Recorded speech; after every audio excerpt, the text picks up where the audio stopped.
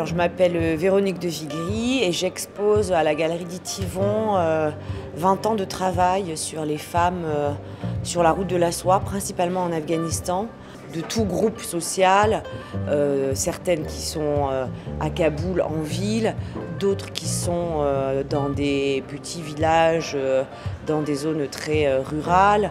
Le régime taliban a interdit l'accès aux universités pour les jeunes étudiantes. Ici, c'est vrai qu'on est à l'université d'Angers, donc ça résonne particulièrement. Voilà, c'est quand même assez triste. Il y a notamment cette photo qui est derrière moi, où il y a encore cette insouciance avec ces étudiantes qui se font une petite pause barbe à papa, qui rigolent et tout. Et 3 semaines après, elles n'auront plus le droit d'aller à l'université.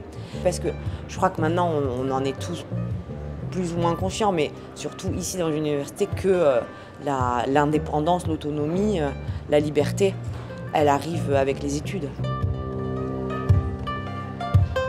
Ce que je voulais dire sur les talibans, ce que mes parents, mes oncles, ils me racontent, ils m'ont dit qu'il y avait un talib, en fait il habitait à Sarkouza, qui était très loin de la ville de Kandahar, qui faisait ses études religieuses, mais en solitude. Oui. Et après, même les gens à Kandahar, ils demandent d'où viennent ces talibs qui se considèrent comme les défenseurs ou défendeurs de droits de l'islam ou islamique et la charia.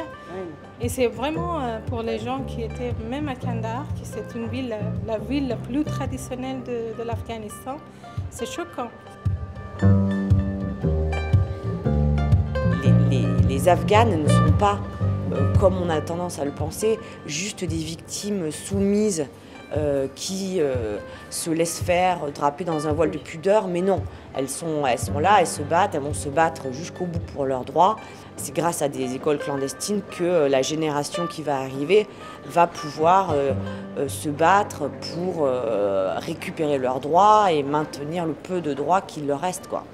Donc c'est un peu ce qui est raconté dans cette exposition à la Galerie d'Ytivon.